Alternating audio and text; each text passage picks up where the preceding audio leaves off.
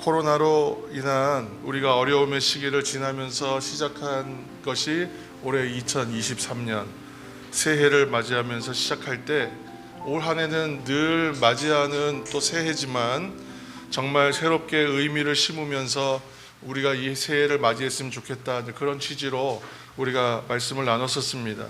그렇게 맞이한 2023년, 그렇게 맞이한 새해였고, 또 사순절과 우리가 부활절도 조금 더 의미 있게 새롭게 맞이했으면 좋겠다, 그렇게 생각했었습니다.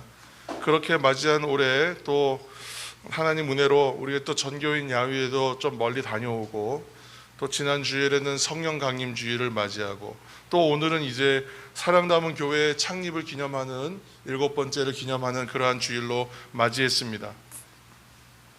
새롭다는 것은 나 스스로가 마음 먹고 결단하는 부분이 분명히 있습니다. 내 스스로 새롭자 하고 동기를 부여하고, 내 스스로 새롭자 하고 구호를 외치기도 합니다. 그렇지만 새롭자 하고 동기를 부여하고 내가 새롭다 또 외친다고 해서 새롭게 되느냐, 또 그렇지는 않은 것 같아요. 사람들은 자꾸만 이제 놀라운 것 찾고 좋은 것 찾고 감동받고 싶어 합니다. 그래서 어떤 프로그램을 보면 매주 어떤 주제를 가지고 랭킹을 매겨가면서 새로운 것 찾고 감동이 있는 것 찾아서 소개하는 TV 프로그램도 있습니다. 그런데 그 참된 새로움의 근원이 되는 것, 또 정작 놀라운 일은 우리한테 사실 이미 주어져 있다는 거예요. 에베소서 2장 10절의 말씀 우리가 함께 읽겠습니다. 우리는 그의 만드신 바라 그리스도 예수 안에서 선한 일을 위하여 지으심을 받은 자니, 이 일은 하나님이 전에 예비하사 우리로 그 가운데서 행하게 하려 하심이니라. 아멘. 우리는 그의 만드신 바라, 하나님이 만드신 바 되었다라고 오늘 이제 말씀하거든요. 참으로 놀라운 것은 하나님께서 만드셨다는 거예요. 창조의 신비가 우리 가운데 있다. 그런데 오늘 이제 읽은 본문 앞쪽으로 좀 가보시면 2장 1절 말씀을 보시면 너희의 허물과 죄로 죽었던 너희를 살리셨도다, 그렇게 말씀하고 있거든요. 하나님이 우리의 영과 혼과 또는 영혼과 몸을 하나님께서 창조하셨다는 것을 우리는 알고 있어요. 그런데 우리가 이 사실을 스스로 새롭게 좀 여겨야 하고 새롭게 받아들여야 하는 이유는, 오늘 이 10절 말씀처럼 1절 말씀처럼 허물과 죄로 인해서 이미 죽었던 우리를 하나님께서 살리셨다. 사람들은 자꾸만 허물과 죄로 죽을 수밖에 없었던 이라고 생각해요. 아니요, 이미 죽은 것이었죠. 허물과 죄로 인하여 이미 죽었던 우리를 다시 살리셨다는 사실 때문에 우리가 이것을 새롭게 받아들일 수 있는 겁니다. 나 스스로는 새롭게 할 능력이 없어요. 그러나 새롭게 하셨기 때문에 우리는 새로울 수 있는 것입니다. 그러므로 지금 사도 바울이 이야기하는 우리를 만드셨다, 이 말은 창조이기도 하지만 또한 재창조이기도 합니다. 그러므로 우리는 이 사실을 좀 새롭게 새겨보아야 이 의미를 우리가 알 수 있습니다. 2장 5절 말씀을 우리가 함께 읽겠습니다. 허물로 죽은 우리를 그리스도와 함께 살리셨고 너희가 은혜로 구원을 얻은 것이라. 아멘. 다시 한번 말씀드리지만 우리는 죄로 인해 죽었습니다. 그러나 하나님께서 그리스도와 함께 살리셨다라고 선포하고 있습니다. 내가 스스로 새롭게 할 수 없지만, 내가 스스로 새롭게 할 수 없다는 얘기는 내가 스스로 또한 살아날 수 없다는 이야기도 마찬가지잖아요. 내가 할 수 없다는 거예요. 그런데 하나님이 살리셨기 때문에 살 수 있었다는 거예요.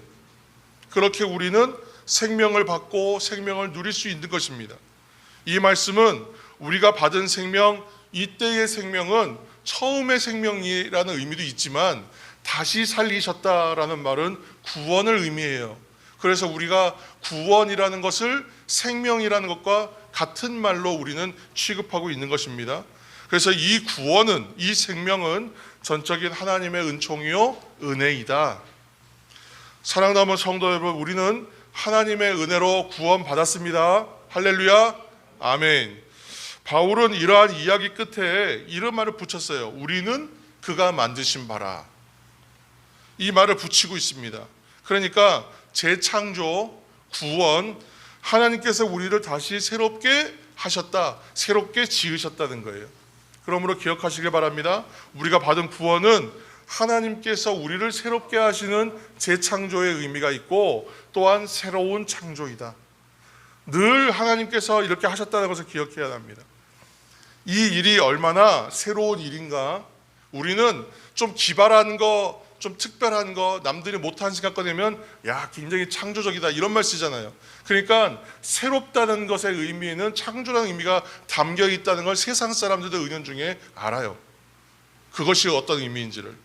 그러니까 이 일이 하나님께서 우리를 구원하셨다는 말이 얼마나 창조적이고 얼마나 새로운 개념이고 새로운 일인지 사도 바울은 뭐라고 했냐면 만드신 바라고 썼어요. 근데 이 만드신 바라는 말이 헬라어는 포이에마를 쓰거든요. 기독교 출판사 이름 중에 포이에마라는 출판사도 있는데 이 포이에마라는 말이 성경에 자주 쓰이는 표현이 절대 아닙니다. 신약에 구약에 통틀어 단 2번 쓰여져요. 그만큼 특별한 용어예요. 이 표현은 성경에 단 2번만 쓰인 표현이라는 거예요. 창조물, 일반적인 의미로는 마스터피스라고도 해석합니다. 명작이다, 걸작이다. 그런데 이것을 저는 그냥 명작이다, 걸작이다 이렇게 좀 단순하게 해석하고 싶지가 않습니다. 이 포이에마라는 이 말에서 포엠이라는 말이 나와요. 영어로 포엠. 포엠이 뭐냐면 시잖아, 시. 우리가 시인이 쓰는 시. 그러니까 이 말에서 시라는 말이 나옵니다. 그러니까 하나님의 창조물이요 걸작품인데 우리한테는 하나님의 어떤 노래와 정서와 마음과 감정이 담겨 있다라는 거예요. 하나님께서 그러한 의미를 담아 창조하셨다. 그러니까 하나님께서 창조하신 것은 굉장히 뉴얼한 것, 새로운 것이. 그리고 굉장히 창조적인 것이요. 그 자체가. 그래서 하나님이 사람을 창조하시고 난 다음에 뭐라고 말씀하세요? 보시기에 좋았다 그러잖아요. 참 좋았다. 하나님이 그 의미를 담아 놓으시고는 그것이 너무 보기 아름다웠다라고 얘기하시는 거예요. 기쁨과 탄성의 노래가 이 창조 안에 담겨 있어요. 그리고 다시 한번 우리를 살리시는, 허물과 죄로 죽었던 우리들을 살리시는 구원의 과정들을 위하여 예수 그리스도를 보내셔서 십자가를 통해서 다시 살리심의 은혜를 우리에게 주셨을 때에 이 말 안에 또한 그러한 창조와 새롭게 하시는 의미가 담겨 있다는 거예요. 성도 여러분, 우리가 다 알지만 창조는 그래서 하나님의 은혜예요. 우리가 알듯이 결코 내 노력과 내 실력이 없어요. 여기에 들어가지 않습니다. 성도 여러분, 구원은 또 하나님의 은혜죠. 여기에도 내 실력과 내 노력은 들어가지가 않아요. 우리 공로가 없습니다. 그런데 내 수고도 없이 그냥 공짜로 은혜 받고 또 거저 누리다 보니까 어느 날부터는 이것을 너무 당연한 것으로 여기는 거예요. 하나님께서 창조하셨지? 그럼요. 하나님께서 구원하셨어요? 그럼요. 당연한 것으로 받아들이고 뭐 대수롭지 않게 여깁니다. 그러다 보니까 하나님의 은혜, 하나님의 감격 이런 것이 없고 그냥 하찮은 것으로 여길 정도로 그렇게 흔하게 여기는 것이에요. 착각하는 것입니다. 근데 결코 그렇지 않죠. 결코 그럴 수가 없죠. 오늘 이 만드신 바 되었다라고 하는 말을 영어 성경 NIV 성경을 보면 워크맨십이라고 되어 있어요. 워크맨십. 이거 우리말로 풀어놓으면 해석을 어떻게 되냐면 하나님의 솜씨 그랬어요. 그리고 어떤 찬양 보면 우리는 하나님의 작품, 하나님의 솜씨 그런 노래 있었거든요. 근데 그 말이 무슨 의미인가 잘 몰랐는데 그 말도 참 놀라운 찬양의 가사더라고요. 알고 보니까 하나님의 솜씨, 하나님의 솜씨라는 말은 우리가 어떤 솜씨를 내려면 오늘도 우리가 또 7주년 맞이해서 또 우리 오늘 식사를 준비하셨을 때에 분명히 솜씨를 발휘하셨을 텐데 솜씨라는 말 뒤에는 발휘한다는 말이 들어가잖아요. 이 얘기는 뭐냐면 대충 한다는 것이 아니라 솜씨라는 말을 쓰려면 심혈을 기울인다, 정성을 기울인다, 우리가 어떤 노력을 한다는 의미가 담겨 있잖아요. 그러니까 하나님께서 만드신 바 하나님의 솜씨라는 표현 안에는 어떤 의미가 담겨 있냐면, 하나님께서 노력하셔서 하나님 말씀으로 얼마든지 다 하실 수 있는데 각고의 어떤 심혈을 기울이셔서 만드신 것, 그리고 다시 살리심으로 재창조하신 것이 바로 우리들이라는 거예요. 하나님께서 어떤 일을 하세요? 예수 그리스도를 이 땅에 보내셔서 스스로 하나님께서 희생하는, 하나님이 스스로 자신을 희생하는 자리까지 솜씨를, 이 말은 솜씨가 어울리지 않겠죠? 그러한 각고의 어떠한 심혈을 기울인 그런 정성을 기울여서 하나님께서 우리를 창조하시고 다시 재창조하시는, 그렇게 해서 새롭게 해주시는 거예요. 그래서 우리가 지난주에도 읽었지만 고린도후서 5장 17절 말씀 함께 읽겠습니다. 그런즉 누구든지 그리스도 안에 있으면 새로운 피조물이라, 이전 것은 지나갔으니 보라 새 것이 되었도다. 아멘. 이 말이 간단한 표현이 아니라는 것이죠. 하나님의 그 일하심에 대한 어떤 찬양이죠. 성도 여러분, 그렇게 우리는 새로운 피조물이 되고 또한 새 것이 된 것입니다. 이처럼 새롭게 되는 것은 주님께서 심혈을 기울여서 정성을 기울여서 우리를 새롭게 하셨기 때문인 것을 여러분 기억하시기를 예수님의 이름으로 축원합니다.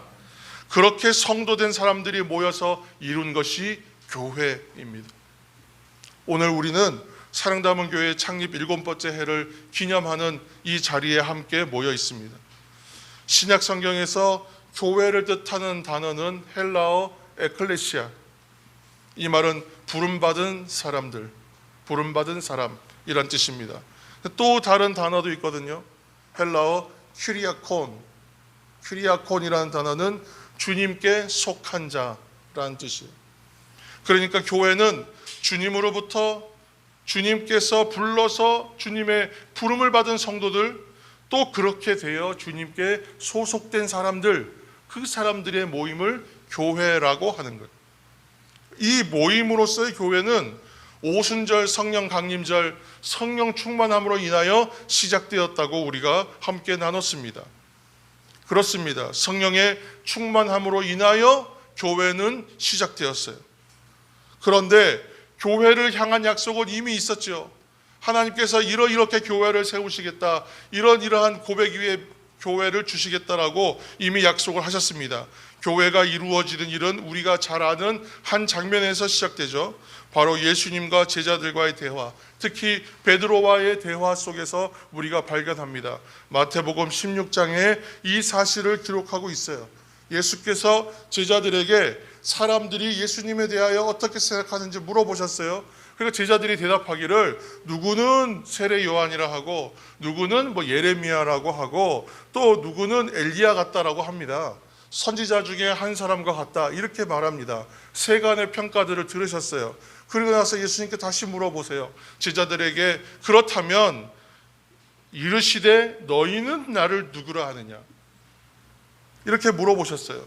그러자 베드로가 대답합니다. 우리도 이 고백 함께 하겠습니다. 마태복음 16장 16절, 시몬 베드로가 대답하여 이르되 주는 그리스도시요 살아계신 하나님의 아들이시니이다. 아멘. 이러한 베드로의 대답을 예수님께서 칭찬하셨습니다. 그리고 마태복음 16장 17절에 이렇게 말씀하셨어요. 예수께서 대답하여 이르시되 바요나 시모나, 요나의 아들이란 뜻이에요. 바요나 시모나, 내가 복이 있도다. 이를 내게 알게 한 이는 혈육이 아니요 하늘에 계신 내 아버지시니라. 이 고백은 사람으로서는 할 수 없지만 하나님께서 주셔서 할 수 있는 고백이다, 그렇게 말씀하시는 거예요. 그리고 중요한 말씀을 이어서 하셨어요. 16장 18절 말씀을 함께 읽습니다. 또 내가 내게 이르노니 너는 베드로라. 내가 이 반석 위에 내 교회를 세우리니 음부의 권세가 이기지 못하리라. 아멘. 베드로의 고백이자 오늘 우리가 베드로의 고백을 함께한 우리의 고백이죠. 이 고백 위에, 그리고 예수 그리스도를 구주로 믿는 신앙 위에 하나님께서 교회를 세우시겠다는 거예요. 그리고 이 교회는 사탄의 권세가 침범하지 못하는, 사탄의 권세를 이기게 하는 그러한 교회 되게 하시겠다라고 말씀하세요. 사랑담은 교회, 그렇게 시작한 교회입니다. 이 고백 위에 세워진 교회입니다. 성령 충만함으로 시작된 교회입니다. 모든 교회는 그렇게 시작합니다. 이 교회가 그런데 세워지는 일에 우리는 희생했다고 생각해요. 내가 헌신했다고 생각해요. 그러나 교회가 세워지는 일을 위해서는 하나님의 희생이 우선되어 있다는 것을 우리 기억해야 됩니다. 이 사실을 기억하지 못하면 교회는 다른 방향으로 가게 돼요. 왜냐하면 독생자이신 예수 그리스도를 이 땅에 보내시고 그를 십자가에 죽게 하시고 그 피의 대가로 교회를 세우셨기 때문에 그래요. 그래서 사도 바울이 교회를 가리켜서 뭐라고 표현하는지 우리 말씀 한 절 읽겠습니다. 사도행전 20장 28절입니다. 함께 읽겠습니다. 여러분은 자기를 위하여 또는 온 양떼를 위하여 삼가라. 성령이 그들 가운데 여러분을 감독자로 삼고 하나님이 자기 피로 사신 교회를 보살피게 하셨느니라. 아멘. 교회가 우리가 모여있기 때문에 우리 교회이지만 이 교회는 하나님께서 피로 사신 교회라는 것을 우리가 잊으면 안 되는 것입니다. 이 의미, 이 본질을 잊어버리면 교회는 산으로 가는 거예요. 교회는 강으로 가는 거예요. 하나님이 자기 피로 사신 교회, 교회는 그렇게 주님이 흘리신 희생 위에 세워졌고 교회를 이루도록 하나님의 솜씨로 우리를 창조하시고 또 피값으로 구원하셔서 성도들을 부르시고 그에게 속하게 하시고 모이게 하셔서 만드신 것이 교회라는 겁니다. 그렇기 때문에 하나님께서 이 교회를 가리켜서 예수 그리스도의 몸이라고 말씀하시는 거예요. 그렇게밖에 표현할 수 없을 것 같아요. 예수 그리스도의 몸된 교회. 교회는 사람의 뜻과 의지로만 그냥 우연히 만들어진 것이 결코 아니라 사람의 마음대로 세우고 모이고 파하는 모임도 결코 아니라 우리는 하나님의 은혜를 값싼 은혜로 여길 수가 없는 것처럼 그래서 이 교회를 가볍게 생각할 수가 없다는 거예요. 하나님께서 피로 사신 교회, 사실은 그 교회가 있다는 것 자체가 사실 은혜입니다. 이 교회가 작냐 크냐 많으냐 이러한 양적인 문제나 어떤 그러한 문제로 평가할 수가 없어요. 교회 자체는 그 자체로 의미가 있어요. 교회 자체는 그 자체로 은혜가 있어요. 은혜로 구원하신 성도들을 모아놓으신 것이 교회이기 때문에 그렇게 모이는 것 자체가 은혜입니다. 칼빈이 말한 것처럼 교회는 신앙인의 영적 모체가 되는 이유가 거기에 있어요. 그리고 하나님의 교회는 다시 한번 말씀드리지만 성령의 충만함으로 시작했습니다. 그래서 교회는 성령 충만해. 교회는 늘 새로운 것이. 우리는 오늘도 충만하며 새롭게 된 교회로 모이고 또 이곳에서 성령 충만하여지고 새롭게 되어서 다시 세상과 우리의 일상으로 돌아가는 것입니다. 이 의미들을 살려서 정말 이대로 살지 않으면 우리가 교회에 오는 그러한 은혜가 또한 하나님의 의미가 우리에게 해석되지 않고 받아들여지지가 않아요. 감동되지가 않고 가슴이 뛰지가 않는 거예요. 오늘 교회가 창립 7번째 해를 맞이하는 것을 기념합니다. 사랑담은 교회도 주님의 몸된 교회로 하나님께서 세우셨습니다. 그리고 지금 이곳에 모인 성도된 우리들은 그 몸에 연결되어 있는 지체들입니다. 그러므로 교회와 성도들은 그리스도의 일을 해야만 하는 것이죠. 우리는 그리스도의 일, 이것을 사명이라고 부릅니다. 성도 여러분, 주님께서 주시는 말씀이 있습니다. 첫 번째로 마가복음 1장 38절 말씀 함께 읽겠습니다. 이르시되 우리가 다른 가까운 마을들로 가자. 거기서도 전도하리니 내가 이를 위하여 왔노라 하시고 아멘. 1885년 부활주일에 인천 제물포항에 언더우드와 아펜젤러 장로교와 감리교 선교사로 두 사람이 도착했습니다. 언더우드 선교사는 선교사 파송까지의 과정이 순조롭지 않았습니다. 그래서 자신은 선교사로 가는 것이 하나님의 뜻이 아닌가 보다 생각하고 접고 자신을 청빙하는 일반 교회에 가서 목회할 마음까지 가지고 그렇게 준비하고 있었어요. 그러던 중에 하나님께서 놀라운 음성을 들려주셨어요. 조선에 갈 사람이 하나도 없다니. 그러면 조선은 어떻게 되는 것이냐? 너는 왜 그곳에 못 가느냐? 하는 그런 음성이었습니다. 그렇게 이 땅에 새롭게 하나님의 복음이 뿌려지게 된 것입니다. 당시의 선교사들은 하나같이 그렇게 생명을 걸고 이 땅에 와서 복음의 씨를 심고 뿌렸습니다. 이처럼 교회의 첫 번째 사명은 복음을 전파하는 일이죠. 선교사들이 가졌던 사명과 열정이 오늘 우리들에게 있을 때에 몸된 교회와 성도들이 바로 살 수 있는 거예요. 사람의 아이디어, 경험, 실력 그런 것으로 되지 않죠.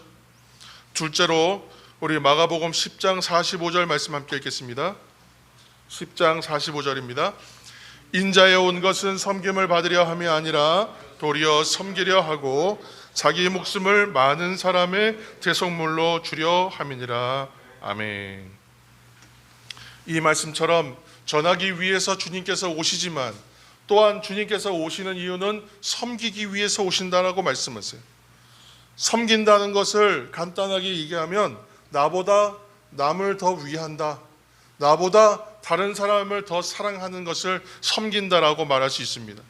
그러면 섬기는 일에는 당연히 손해보는 것과 희생하는 일이 동반될 수밖에 없어요. 손해와 희생을 감수해야 합니다.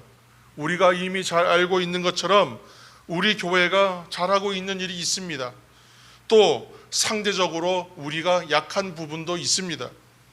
기념주의를 맞아서 새롭게 새기고 기억했으면 하는 것을 선언문으로 고민하면서 만들어 보았습니다. 여러분 우측에 보시면 벽에 새롭게 걸려있는 현수막에 그 적혀 있습니다. 함께 우리 읽으면서 한번 선포하시겠습니다. 오직 예수로 살고 주신 사명을 이루며 생명을 누리고 전하는 우리 교회. 아멘. 성령의 충만케 하심과 이 새롭게 하심과 또 오직 예수로 살고 주신 사명을 이루고 생명으로 살고 생명을 전하는 우리 사랑 담은 교회 또 사랑 담은 성도가 다 되시기를 예수님의 이름으로 축복합니다. 함께 기도하시겠습니다. 성령께서 충만케 하셔서 우리 교회를 세우시고 또 새롭게 하심으로 7번째 해를 마치 처음에 시작하는 날처럼 새 마음으로 시작할 마음을 주시니 감사합니다. 이제 오직 예수로 살고 주신 사명대로 살며 생명을 누리고 전하는 우리 사랑 담은 교회 되게 인도하여 주옵소서. 성도가 다 되게 하여 주옵소서. 하나님께서 우리를 창조하시고 새롭게 우리를 만드셨음을 우리가 기억합니다. 하나님께서 새롭게 하시는 이 교회에서 우리는 성령 충만하여지고 새롭게 되어서 세상으로 돌아가고 나아가게 될 줄로 믿습니다. 모임에 더 힘쓰게 하여 주시고 흩어지는 일에 열심으로 감당할 수 있도록 우리 교회와 성도들과 가정과 삶의 자리를 축복하여 주옵소서. 예수님의 이름으로 기도합니다. 아멘.